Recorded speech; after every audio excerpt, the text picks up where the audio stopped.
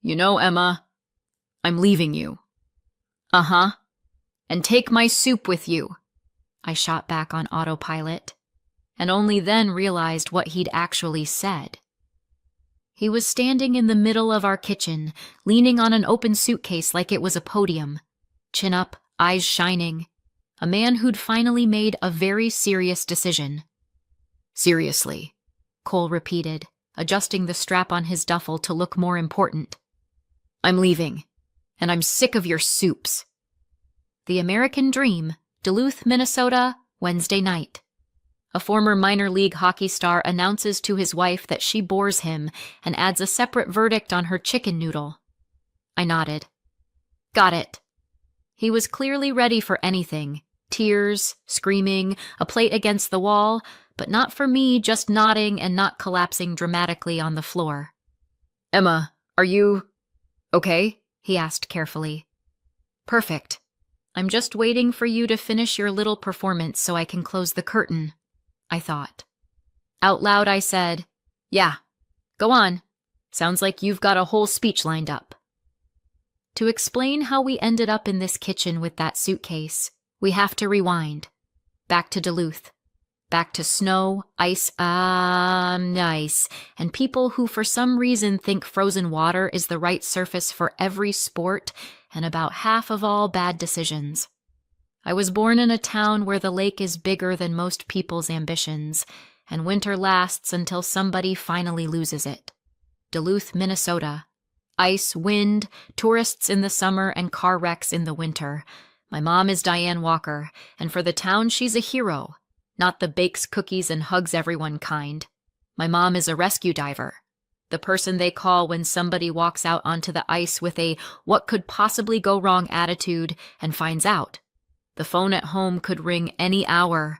Diane would pick up, listen for maybe 2 seconds, her face would shift, and she'd grab her bag and radio. I'm on a call, she'd toss over her shoulder. I'll be back when I can. Door slam. White wall of snow outside the window. On the kitchen, half-cooked pasta, me, and my dad. My dad is Michael.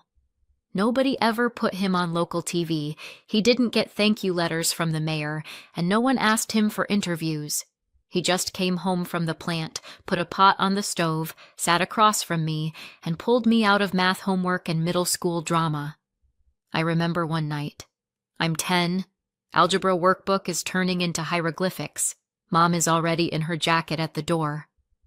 You promised you'd be home tonight, Dad says quietly. Emma's got a test tomorrow. There are people out there, she answers just as quietly. I'll be back. And she's gone. Dad sighs, takes the pot off the stove, flips to the next page in my book. Well, he says, rescuers come in different flavors. She saves people, and we'll save your grade. Dad was a hero no one ever wrote about. Mom was the hero everyone remembered, except for me and Dad. I was proud of her and resentful at the same time. At some point, I made myself a little vow. If I ever had a family, I wouldn't disappear from it every time the phone rang. I'd be the grown-up who's actually home. Spoiler, the universe heard that and thought it was hilarious. I became a trauma surgeon. In school, I was that weird girl with the book. In Duluth, teenage career paths are simple. You either play hockey, or you scream for people who play hockey. Or you're weird.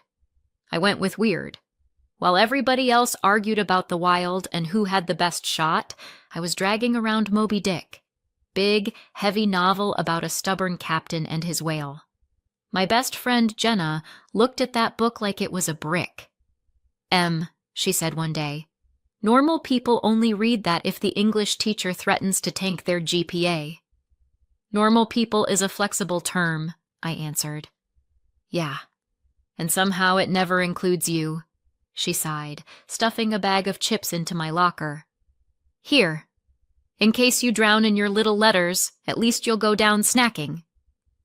It was easier to live in books where people suffer on schedule and for plot reasons than in a reality where Mom is always on calls, Dad gets quieter and more tired, and I'm just bouncing between them like an extra chair. Fights at home started as whispers, bits of sentences leaking from the bedroom. I can't split myself in two, and I can't carry all of this by myself. I'm saving people. Who's going to save us? Then it got louder. I pretended not to hear, shoved in earbuds, stared at Moby Dick, and hoped if I didn't look at the problem, it would evaporate.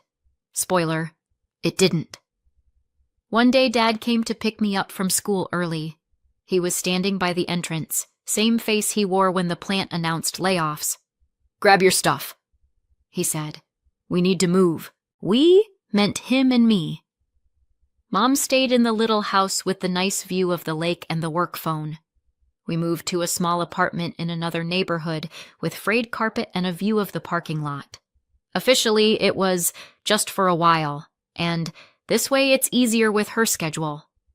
Unofficially, the family was done.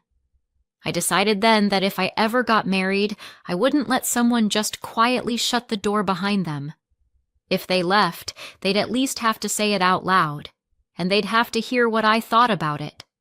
Another spoiler. He heard. Dad kept working. Guys like him don't know how not to. The plant, shifts, overtime. No, take a vacation, relax. One day, he just didn't come home on time. The call was from the hospital. "Is this Emma Walker? Your father's here. There was an accident." Now I know the smell of an ER too well. Bleach, vending machine coffee, metal. Back then it was my first time. Dad on a gurney, face gray, a neck brace crooked around his throat. He'd been pinned in some machine on the line. He needed a serious back surgery. Of course he had employer insurance. The kind where you have to be half dead and fill out 12 forms before anyone touches you. Doctors were honest. "We'll do everything as soon as your insurance approves it." Insurance was honest too. "We're reviewing your case." We waited. For months. Dad gritted his teeth, cracked jokes, asked about my exams. Then one day his heart just stopped cooperating. I stood in the hall outside that door with the staff-only sign and listened to monitors beeping and someone calling out orders. It felt like life and death were being decided right there, and I was locked out because I didn't have the training or the right badge. I decided I never wanted to be stuck outside that door again. That's how I finally locked in on medicine. Not go into healthcare. Be the person inside that room. Med school, residency, endless call nights. It all blurred into one long tunnel. I was always chasing life from behind, trying to catch up. Mom would call and tell me about another ice rescue. I'd tell her about exams and a 3-car pileup on the freeway. We both pretended my father was an old movie we'd accidentally left in the playlist. By the time I became a trauma surgeon in the Level 1 Trauma Center in Duluth, I had a degree, a license, student loan debt, and a permanent sleep deficit. A personal life? Not really. I had a schedule. And then one winter night changed everything. Yeah, sometimes the universe likes drama. A winter night in Duluth means snow flying sideways, cars skating down the highway, and our trauma bay turning into a collection point for everyone who thought physics didn't apply to them. I was in the call room, trying to choke down cold coffee and decide which was worse, the taste or the temperature, when they rolled in a gurney. "Male, 29, MVC on ice," the paramedic rattled off. "Suspected major knee injury. Possible spinal involvement. Awake. Cussing." On the stretcher was him, Cole Bennett. Even if you've never watched a minor league game in your life, that look is hard to miss. Tall, shoulders like a billboard, light hair, a little stubble, split eyebrow, and a bruise blooming on his cheekbone. And his eyes, pissed off and scared at the same time. "Oh my God, that's him," Nurse Kelly whispered. "That's actually Cole Bennett." "Do you ever watch hockey?" Another nurse snorted. "Or is it all true crime with you?" I glanced at the monitor. Films, vitals, preliminary notes. For me, he was another complicated case. For half the staff, he was a celebrity. "Doc," he grunted when I leaned over him. Be straight. Am I ever getting back on the ice? Straight? I said. Right now, I care about you getting back on your feet. We'll talk about the ice later. He closed his eyes, clenched his jaw. We hit him with pain meds, but there isn't an anesthetic for your life as you knew it might be over. The surgery was long. Professional hockey was a question mark. Walking like a normal person was the priority. I did my job like always. But once rehab pulled him out of the OR and into the hallway, it stopped being like always. Rehab is the worst part for patients and the best test for doctors. There are no quick wins. It's sweat, anger, and boredom. Cole hated every minute. I'm not crippled, he snapped at the PT. Right now, while you're lying there whining, you're pretty close. The PT answered. He wasn't any sweeter with me. Dr. Walker, he growled one day, do you really think my life isn't over? I think you still have a heart, lungs, and a brain, I said. That's already a decent starting kit. You don't get it, he muttered. I lost everything. I've lost a few things too, I could have said. Instead, I said, I have a whole ward full of people who thought they'd lost everything. Want me to introduce you? We'll start a club. He stayed mad, pretended not to listen, and then did the exercises anyway. At first out of sheer stubbornness to prove I was underestimating him. Later because he started to believe maybe he could come back from this. The nurses built a whole soap opera around us. He looks at you like that, they whispered. He looks at everyone like that. I waved them off. He's under contract with his own charm. That wasn't true. When the pain eased up, when the swearing turned into sarcasm, and he started making fun of himself, it was hard not to see the actual person under the sports commercial face. Stubborn, funny, terrified. No dating patients is a great rule. The problem is, patients have this annoying habit of getting better. Then technically they're not patients anymore. After they discharged him, Cole disappeared for exactly a week. I had just reached the, okay, that chapter's over stage, doctor, patient, thanks, goodbye, when he showed up in the unit with a giant box of donuts for the whole team and a huge coffee especially for Doc. I missed your charming personality so much, he announced. And your jokes, and the way you say, this might feel a little uncomfortable, and then basically break people's bones. My phrasing is medically accurate, I said. It's horrifying, he grinned. You're not.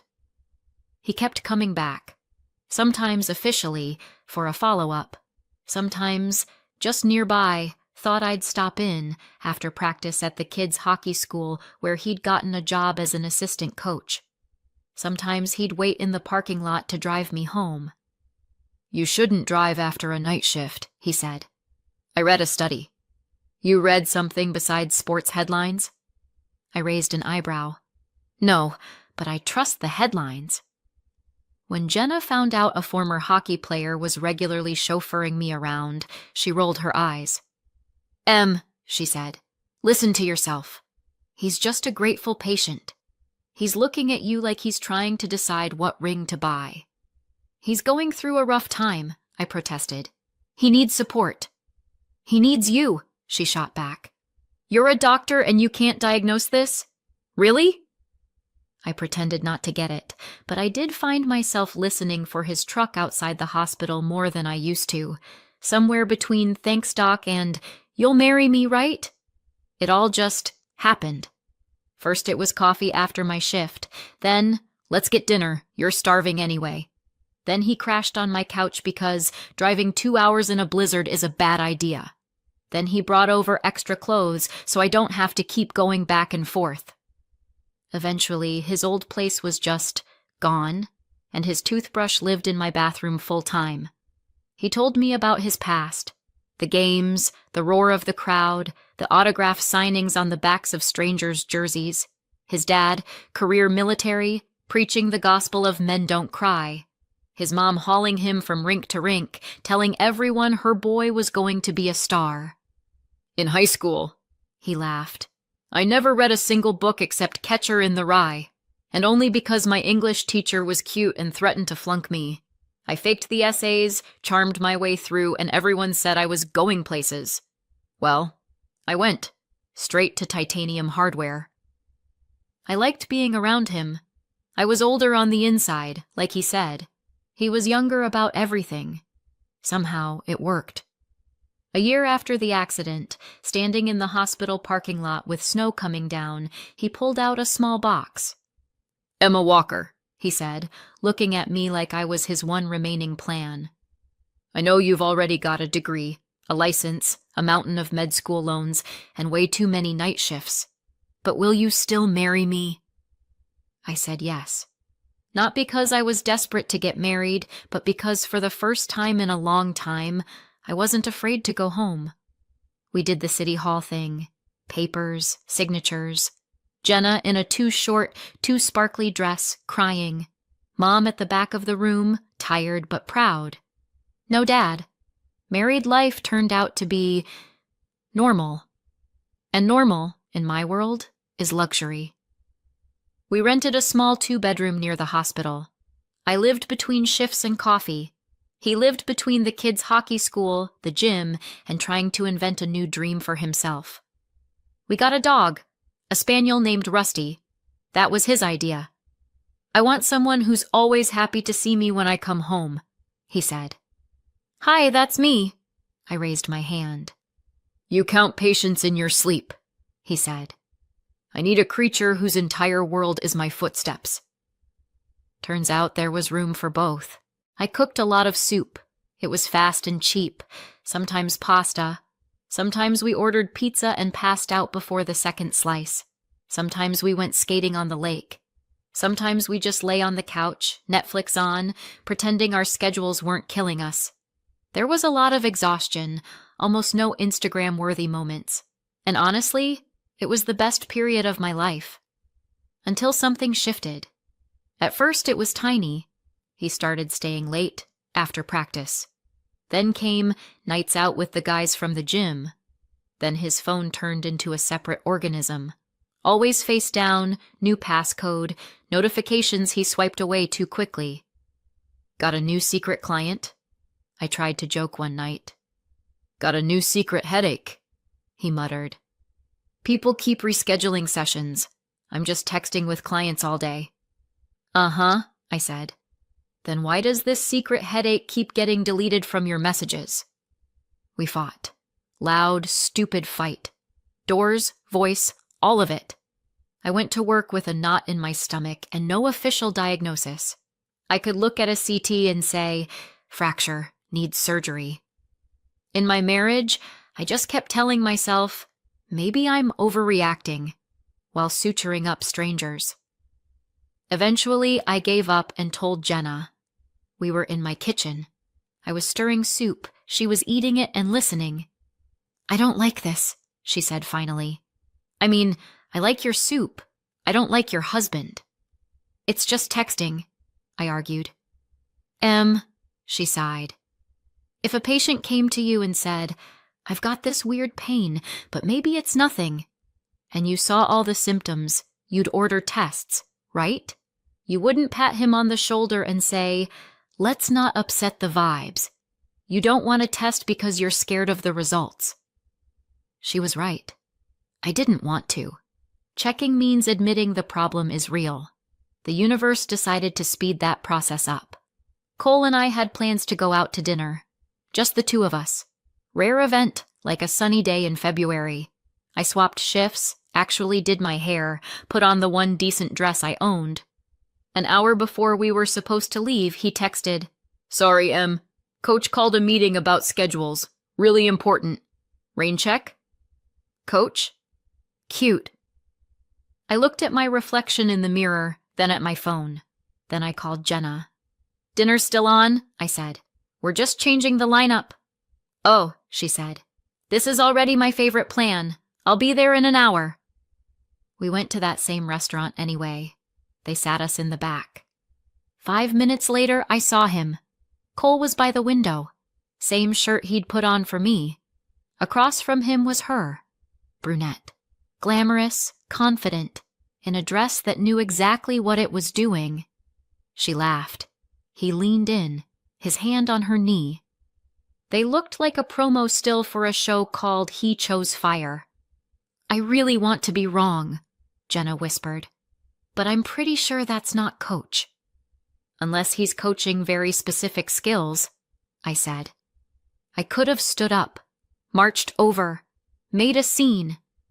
I spend my life cleaning up after impulsive choices, so I stayed put. We pretended to eat. I watched the way he looked at her, the way he smiled, the way he lit up. At some point, I realized this wasn't some client he texts. This was a whole other life. "What are you going to do?" Jenna asked quietly when we walked out into the cold. "Tonight? Nothing," I said. "Later? We'll see." The decision came the next morning. No melodrama, just like drafting a care plan. I knew her name. Irene. I'd seen it pop up on his phone. I also knew what she liked to be called, Rain, per her Instagram. Standard fitness influencer feed. Gym, selfies, bright lipstick. When Cole went to shower and left his phone on the table, I picked it up. Yeah, it's bad. Yeah, it probably wouldn't hold up in court. I wasn't planning to go to court. I needed facts. And there they were. A month of messages. Jokes about your boring doctor wife. Plans for when everything's sorted out. Pictures I did not need to see. I took a few screenshots. Insurance, but not the kind you bill. Then I opened her contact and texted. "We need to talk, tonight. 8 p.m., same restaurant. Just you and me." "See." Her reply. "Wow, sounds serious. Okay, I'll be there. R." Perfect. Now I just needed a wig, some makeup, and a small crime's worth of nerve. "So you want me to turn you into her?" Jenna asked after I laid it all out. "I want him to say everything out loud," I said. "All the stuff he tells her about us. No, it wasn't what you think. I want the uncensored version. And for that, he has to believe he's not talking to me." Jenna opened her makeup kit like a magician opening a trunk. "All right, dark hair, eyeliner, big lips, heels," she listed, scrolling through Irene's Instagram. "Don't tell me you expect to actually wear this." "I do," I sighed. "Fine. I've waited my whole life to put you in heels higher than 1.5 inches. Today is my Super Bowl." She straightened and curled my hair, twisted it into something that looked like Rain's photos. Foundation, contour, highlight, eyebrows from scratch. Eyeliner sharp enough to kill, mascara in 3 layers. She dug a black dress out of my closet and cinched it until I rediscovered my waist. "Hello, Rain," she said, stepping back. "You are officially the type of woman your husband stares at after hours." I looked in the mirror and, honestly, scared myself a little. "If I fall in these shoes," I muttered, "you're scraping me off the floor." "If you fall, we'll pretend you're drunk," Jenna said. "It'll just add realism." At 8 on the dot, I was at that same restaurant. Dim light, music, my heart beating way too fast. I picked a table in the shadows, back to the door so I wouldn't see him until he was right there. He was on time. He saw me. Well, saw her, and lit up. That smile used to melt half the nurses on our floor. "Rain," he said, coming up to the table. Not a flicker of doubt. No double take. Instagram hair, tight dress, and whatever he wanted to see did all the work for his brain. "Hey," I said, dropping my voice half an octave. "Sit. We really do need to talk." We ordered wine. I barely touched mine. "I thought you might bail," Cole said. "You were kind of off last night." Last night, I was sitting at the next table with my best friend. I thought. Out loud.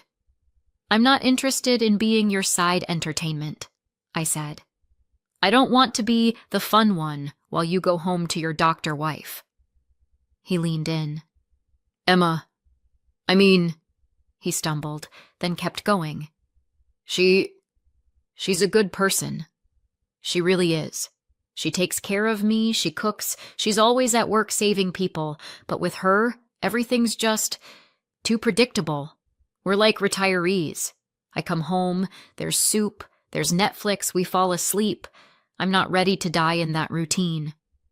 I mentally took notes. She takes care of me, she cooks, she saves people. As a complaint. Interesting angle. With you, I feel alive, he went on. You're a rush. I need that. I need fire, not endless chicken broth. I almost laughed. My hand shook instead. So let's be adults, I said. I'm not okay with being your fire on the side while you live your real life with someone else. I'm not your day off. Either you're actually with me or you're not. Move in with me. Leave her.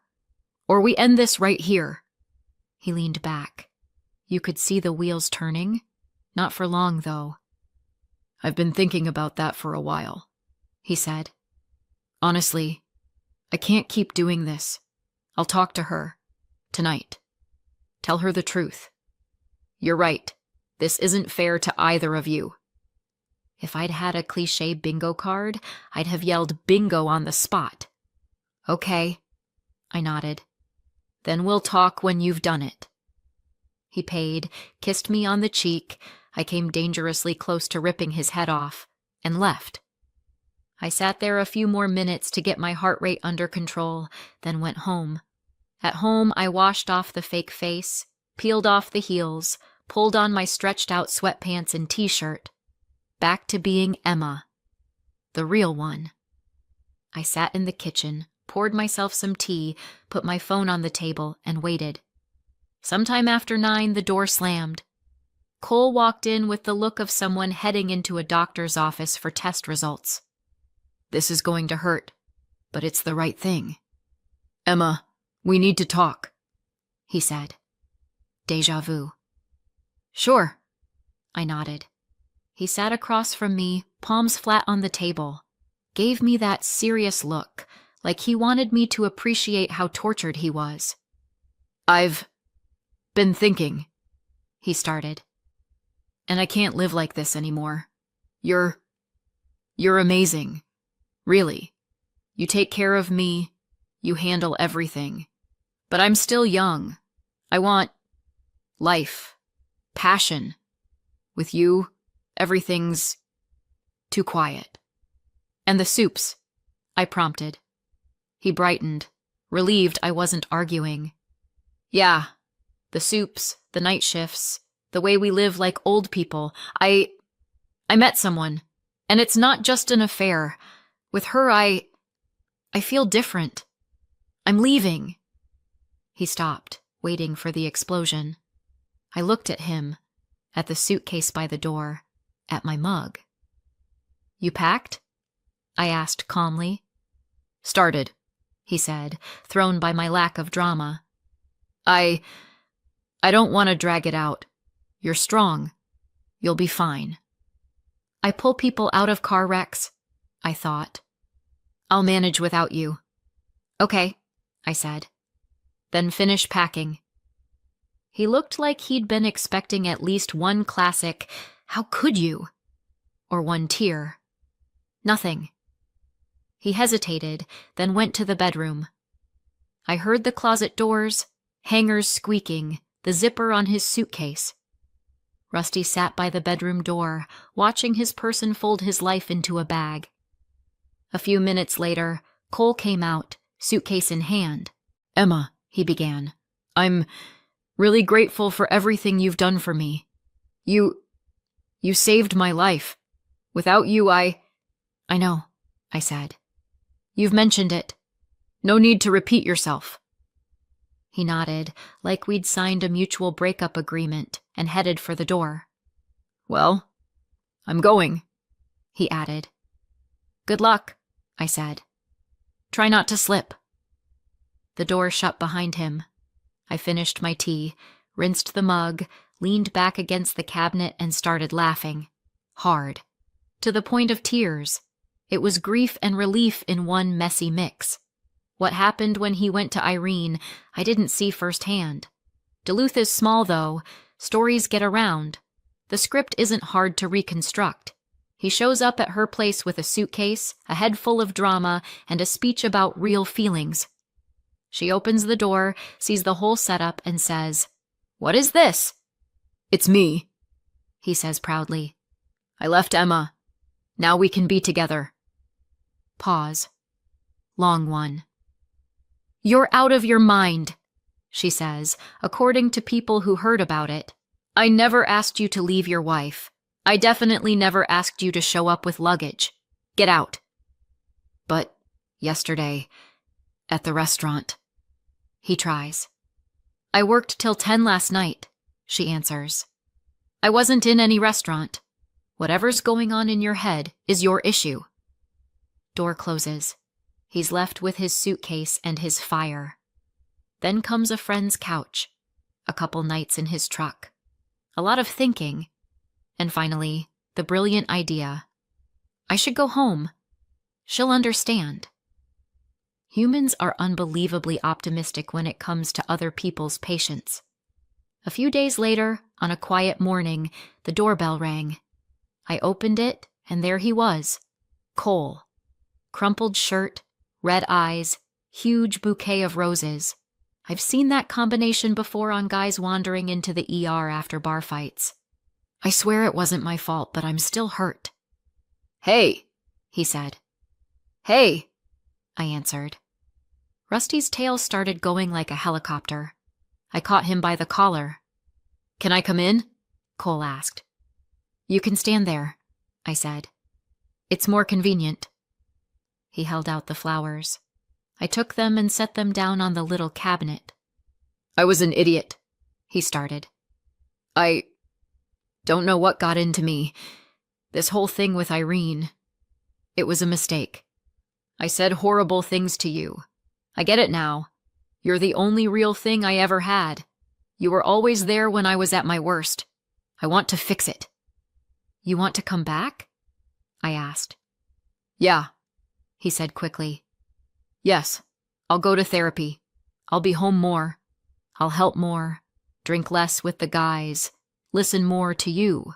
Let's just forget what I said. I wasn't myself." I looked at him. "Cole, the problem isn't what you said," I answered. "It's that you meant it. Sober. For a long time. You finally just said it out loud." He opened his mouth, but I kept going. "You chose fire. You looked down on soup and night shifts and normal life. You decided I was like a mom, and you needed an eternal party. That was your choice. Mine is what to do with that information." He fell quiet. "I want to come home," he said softly. "This isn't your home anymore," I said just as softly. "You walked out. I'm not leaving the door propped open while you go see what's on the menu down the street." He frowned. "I didn't know you could be this harsh," he said. "I tell people every day they're going to need surgery or an amputation or to live with metal in their leg," I said. "Trust me, I've got harsh. I'm usually on the patient's side. This time, I'm on mine." He glanced at the bouquet, at me, at the door. "That was you at the restaurant, wasn't it?" he finally asked. "That night." I smiled a little. "You wanted honesty," I said. "I gave you a chance to say everything you really think about us. You did great." He shook his head. "That's cruel," he said. "Cruel is making someone feed you, patch you up, support you, and then telling another woman how boring she is," I answered. "What I did was a clean incision with no anesthesia. Hurts like hell. Heals straight." We stood there a couple more seconds in silence. "Good luck, Cole," I added. "Honestly, I hope you learn to look at more than ice and your own reflection." I closed the door. Since then, things have been pretty simple. I work. Night shifts, ice crashes, ladder falls, bar fights. Take your pick. I keep putting people back together. At home, Rusty's waiting. And quiet, which took some getting used to. I still make soup, not because I have to feed my husband, but because I'm tired and I want something warm. Sometimes, walking down the hospital hall, I overhear someone on the phone complaining, "She's so boring. Everything's on a schedule. It's always work, dinner, same thing." I want to walk up and say, "Cherish your boring one. When you spin out on black ice, she's the one signing the consent and sitting outside the OR while they fix your knee." I don't. Every story has its own timing. On the rare nights off, I sit in my kitchen, stare at the stove, and think about how one simple sentence can turn out to be the start of your freedom. "You know, Emma, I'm leaving you, and I'm sick of your soups." Perfect. The soups stayed. The one who didn't appreciate them left. Feels like the only operation in my career that went off without a single complication. Did I go too far or not far enough? Let me know in the comments and subscribe for more.